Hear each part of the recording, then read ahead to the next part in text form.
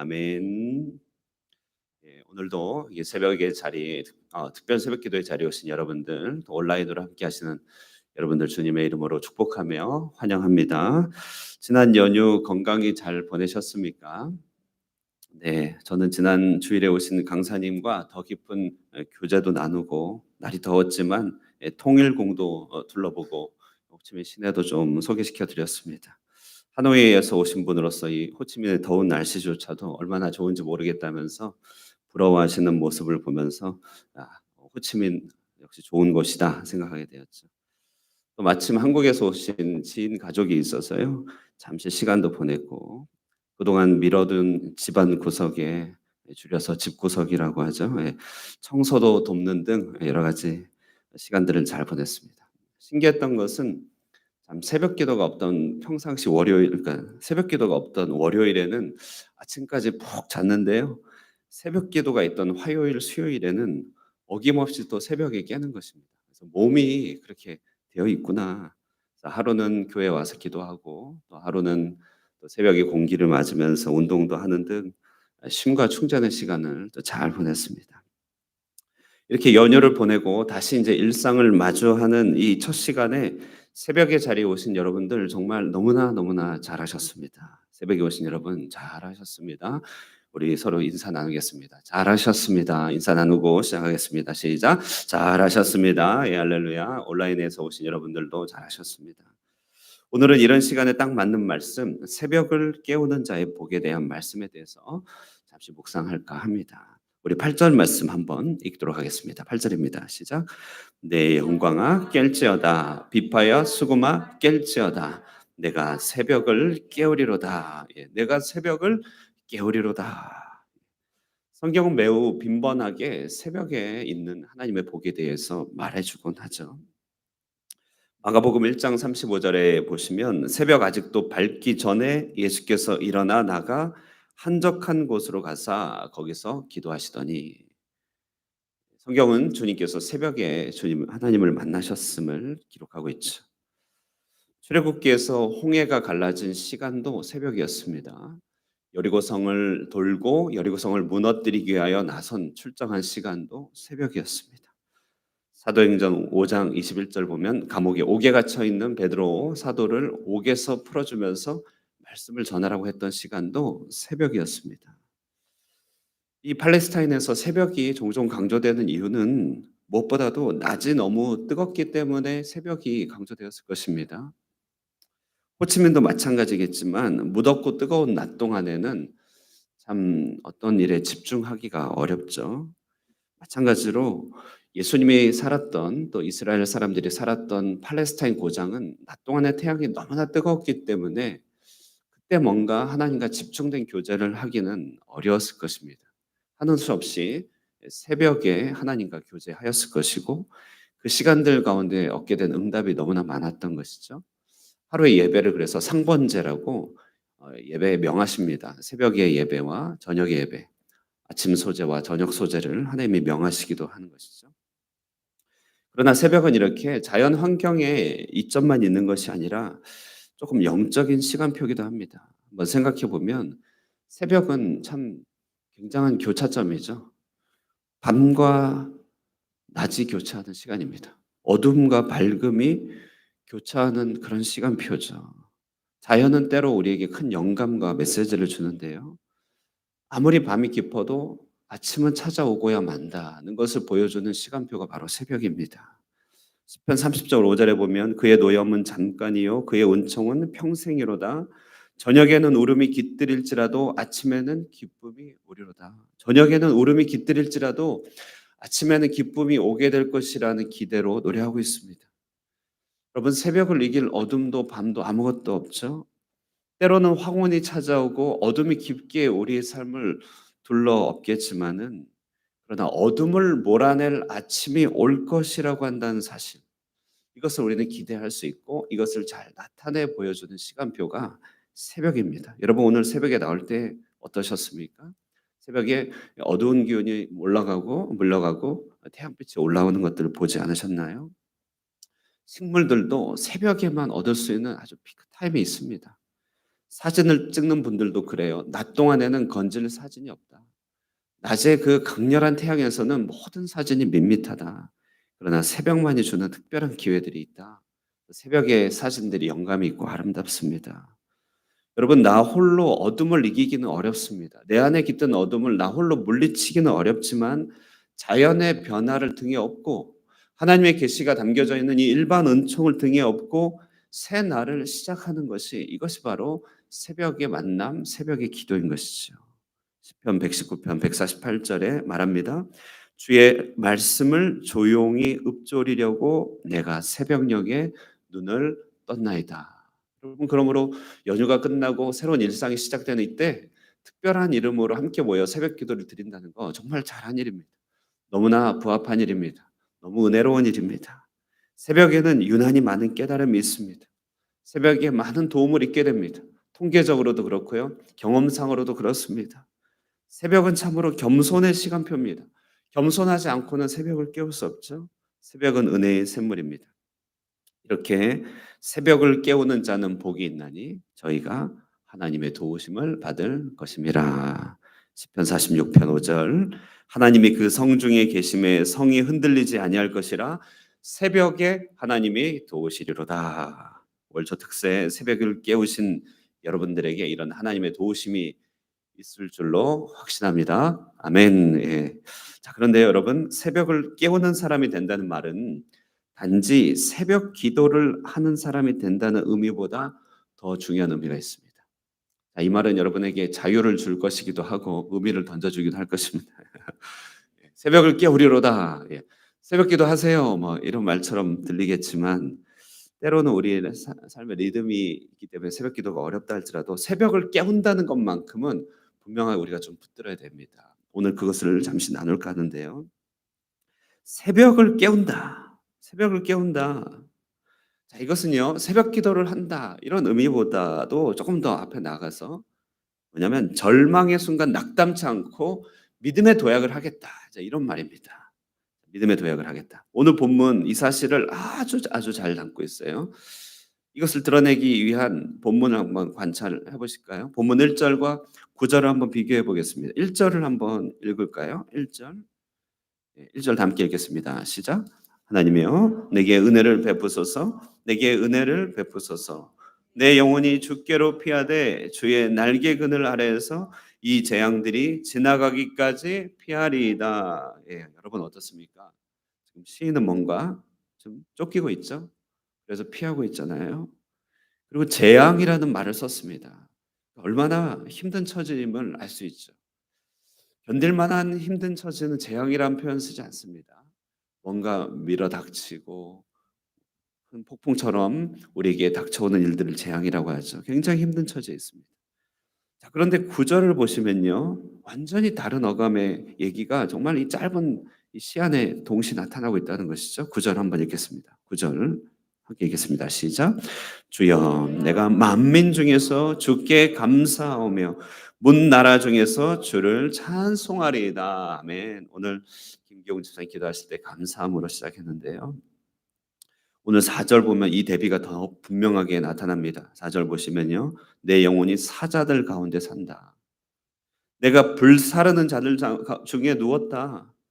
사자의 이빨 가운데 있고 불사르는 그런 어떤 사람들 가운데 누웠다. 곧 사람의 아들들. 은혜가 없는 이들이죠. 사람의 아들들 중에서 있는데 그들은 창과 화살로 자신을 공격하고 그들의 혀는 날카로운 칼 같다. 얼마나 지근지근 어려운 그런 밟히는 어려운 상황이 있는지를 보게 됩니다. 본문 시편은 그 표제에 따르면요. 그 배경을 보면은 다윗이 사울을 피해 굴에 있을 때라고 그렇게 표현하고 있죠. 우리 새벽기도 본문이 사무엘서인데 다윗의 일대기를 읽다 보면 다윗이 잘 나가다가 그렇죠. 골리앗을 무너뜨리고 업적도 생기고 잘 나가다가 어느 순간 사울이 자신을 죽이려고 한다는 사실을 직면하게 됐다는 것이죠. 그때부터 도망자의 길을 걷게 됩니다. 인생이 잘 나갈 것 같은데 그게 아니라 직면해야 되는 현실이 있음을 발견했습니다. 그 현실에 직면하고 나서 한동안은 혹은 끝을 알 수 없는 고통과 고민 가운데서 자신이 미끄러질 수밖에 없던 사실을 직면하게 되었어요. 인생이 힘들거나 고통스럽구나를 직면하고 그는 도망자의 길에 걷게 됩니다. 참으로 그는 모든 상황이 자기에게 불리하게 다가오는 것을 직감했습니다. 참 덜컹하죠. 우리가 그것을 직감하기 싫어서 고개를 돌리고 배회하지 않습니까? 어떤 질병이나 문제가 되는 상황을 직면한 것입니다. 불편하고 어렵고 힘겨운 상황이 끝날 것 같지 않은 그런 길보다 긴 어둠의 터널로 다윗은 빠져들어가게 된 것이죠. 우리도 이런 생각들, 이런 어려움들 때문에 각자의 굴 속에 살아갈 때가 많이 있습니다. 여러분은 어떠신가요? 저는 한 번씩 저의 능력의 한계를 마주할 때면 그럴 때면 굴 속에 들어가곤 해요. 때로는 감당해야 될 일이 너무나 버겁거나 너무나 힘겨울 때 혹은 변화시키려고 하는 현실이 딱딱한 듯하여서 변화의 기미가 보이지 않을 것 같을 때면 저는 굴 속에 들어가곤 합니다. 어떨 때는 하나님의 뜻을 저버리고 고집대로 마음의 정욕대로 욕심대로 행하여 사탄의 정죄가 들어오고 하나님과의 관계가 멀어지고 그러면 이내 제 마음은 황량한 굴 속에 있는 것 같죠. 굴에 종종 빠져들곤 합니다. 여러분은 어떠신가요? 오늘 다윗이 바로 그런 굴 속에서 노래했다는 것이에요. 인생의 어려운 굴 속에서 황폐한 굴 속이죠. 굴이라고 하는 것은 영화를 보셔서 기억하시겠지만 바깥으로 나가지 못하고 백골로 그대로 머물러 있기도 한 곳입니다. 위험한 곳이죠. 다윗 때 굴은 사울이 이제 용변 보러 찾아온 곳, 그런 곳이라는 것이.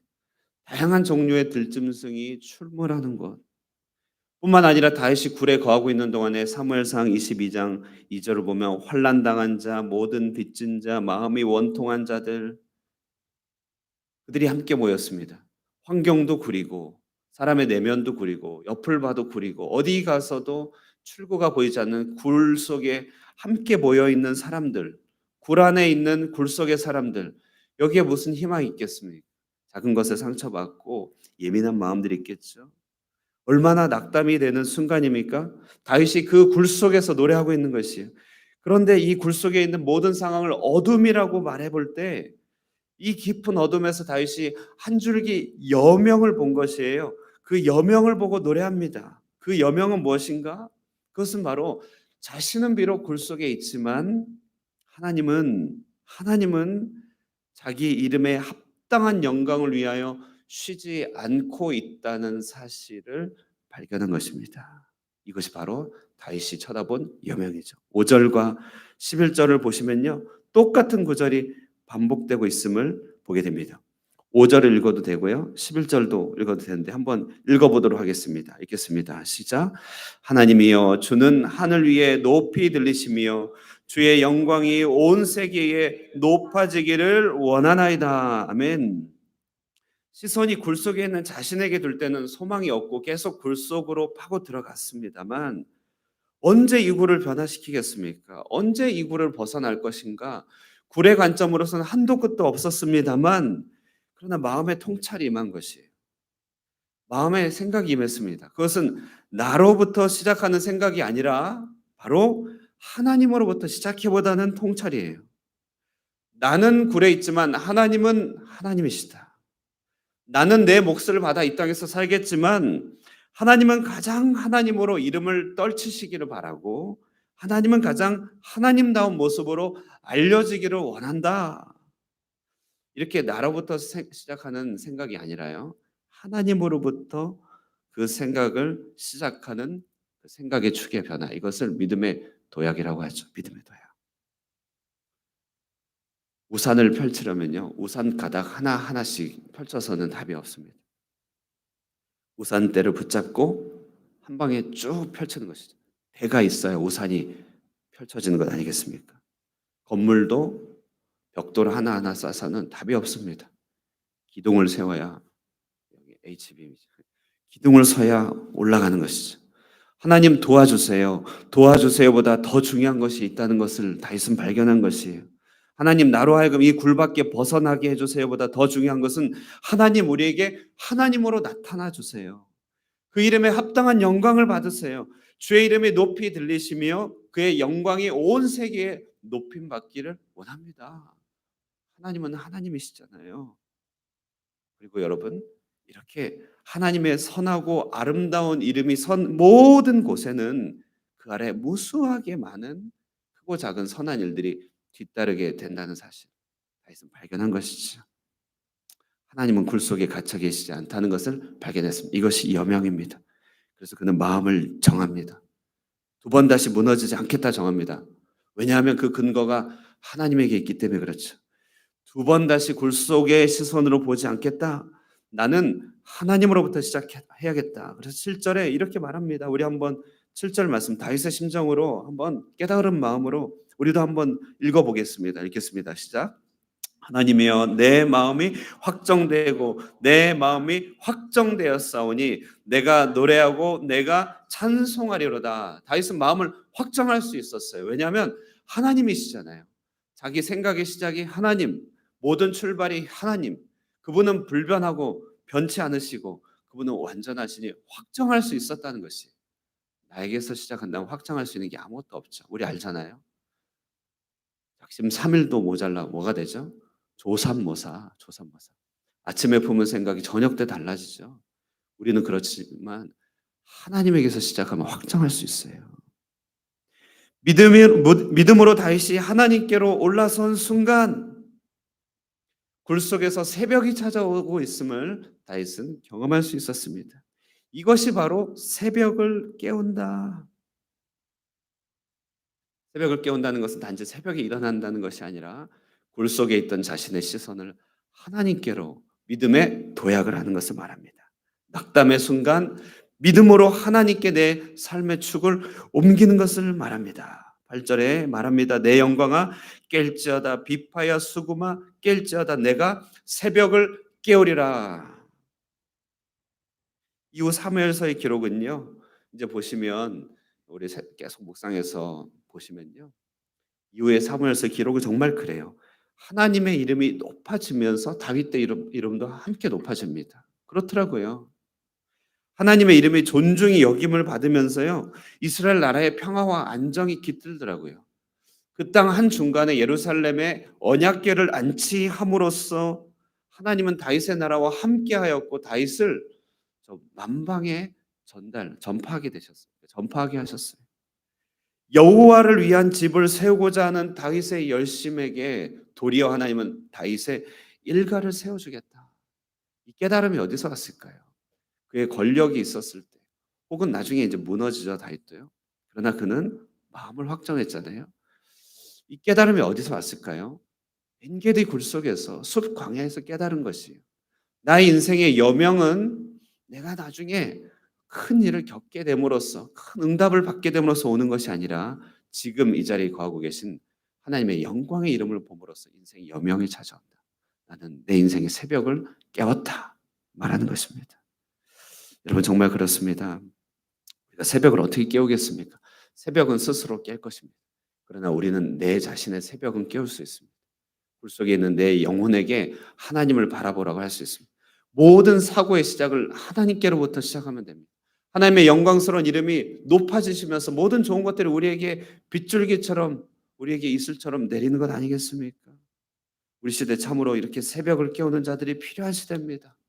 정말 하나님의 이름을 높이 올려드리며 우산의 축대처럼 축을 세우면서 그 축과 함께 우산의 날개를 펼친 사람이 필요한 것이 기둥을 먼저 세우는 지혜로운 건축가들이 필요한 시대입니다. 너나 할 것 없이 파편화되어 자기 벽돌을 쌓아가고 있는 이 시대에 비록 나의 현재는 굴 속에 있는 것 같다 할지라도 그 선하고 아름다운 이름을 행하심으로 더불어서 그를 찬양하는 모든 자들에게 좋은 것을 아끼지 아니하시는 이 하나님의 이름을 발견함으로 우리 인생에 있는 새벽을 깨울 수 있는 저와 여러분 되시기를 그런 5월이 되시기를 주님의 이름으로 축원드립니다.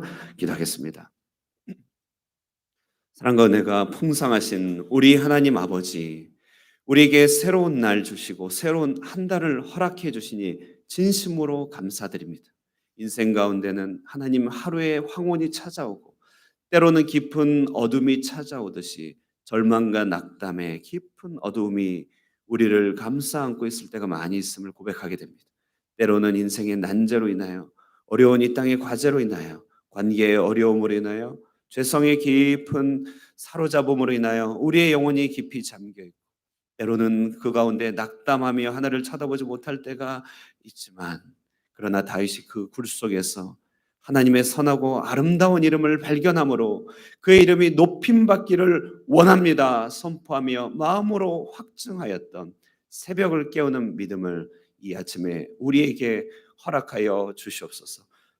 할렐루야. 그러므로 이 아침에도 그 선하고 아름다운 이름을 높임으로 우리의 영혼의 새벽을 깨우게 하여 주시고, 이 한 달을 깨우게 하여 주시고, 우리 인생의 모든 새벽을 깨우는 새벽의 용사들이 되게 하여 주시기를 간절히 바라옵나이다. 아침에 기도하는 동안에 하나님 우리 마음의 여명을 밝혀주시고, 하나님의 이름을 높임으로 우리의 삶의 인생의 문제들도 함께 해결되는 은혜의 역사들 바라보게 하여 주시옵소서. 질병 가운데 있는 자들을 주님께 찾아가 위로하시고 안수하시며 치료하시고, 하나님 기도 제목이 있는 자들의 기도를 들어주시사 친히 응답하여 주시고 삶의 빗줄기 허락하여 주셔서 기도의 줄기 하나님 붙잡고 나아가는 때 우리의 모든 문들이 열려지는 축복들 허락하여 주시고, 특별히 이 5월 하나님께서 보호하시고 함께 하시고 가정의 달로서 세우신 이 5월에 온 가족이 더욱더 하나님을 향하여